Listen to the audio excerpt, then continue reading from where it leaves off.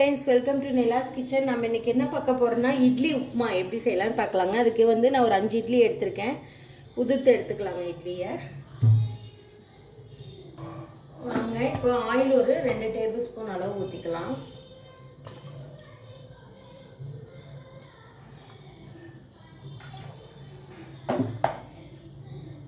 பாருங்க, ஆயில் நல்லா காஞ்சிருச்சு. இப்போ கடுகு,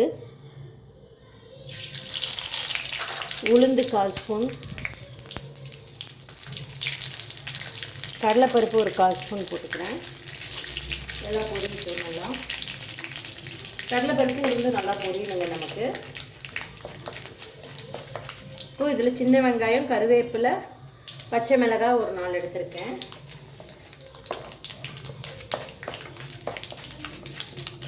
பாருங்கள், இது ஓரளவுக்கு பொரிஞ்சிருச்சு. இப்போ நான் எல்லாத்தையும் போட்டுக்கிறேன். போட்டு நல்லா வதக்கலாம். இப்போ இது வதங்கிறதுக்கு தேவையான அளவு உப்பு போட்டுக்கலாம். ஆல்ரெடி இட்லி மாவில் நம்ம உப்பு போட்டிருப்போம், அதனால் கொஞ்சம் பார்த்து ஆட் பண்ணிக்கோங்க. நான் கொஞ்சம் பார்த்து ஆட் பண்ணிக்கிறேன்.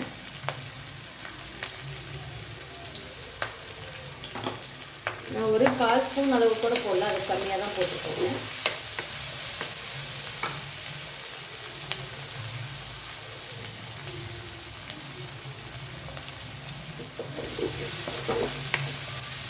இது நல்லா வதங்கணும். வதங்கும் போதே நம்ம கொஞ்சம் மஞ்சள்தூள் ஆட் பண்ணிக்கலாம்.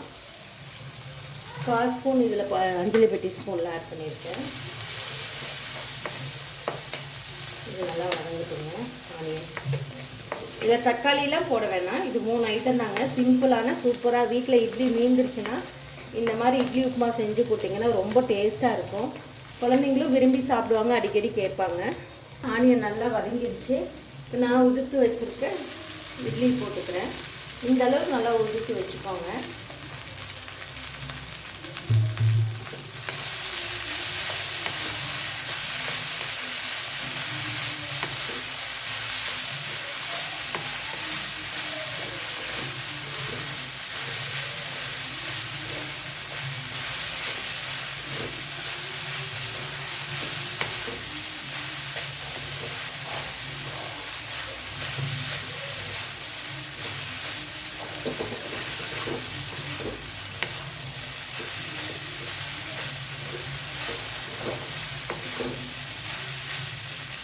இது சிம்மில் வச்சு கொஞ்சம் வேகட்டும். இவ்வளோ சூப்பரான ஒரு இட்லி உப்புமா ரெடிங்க. அடுப்பு ஆஃப் பண்ணிடலாம். கண்டிப்பாக நீங்களும் இந்த மாதிரி ட்ரை பண்ணி பாருங்கள். ஒரு 5 நிமிஷத்தில் ரெடி ஆயிடுங்க. ட்ரை பண்ணி பார்த்து கமெண்ட் பண்ணுங்கள். இந்த வீடியோ பிடிச்சிருந்தா லைக் பண்ணுங்கள், ஷேர் பண்ணுங்கள், மறக்காமல் சப்ஸ்கிரைப் பண்ணுங்கள். இன்ஸ்டாகிராம் பேஜையும் ஃபேஸ்புக் பேஜையும் ஃபாலோ பண்ணிக்கோங்க. தேங்க்யூ ஸோ மச் ஃபார் வாட்சிங். ஒரு அருமையான இட்லி உப்புமா ரெடிங்க.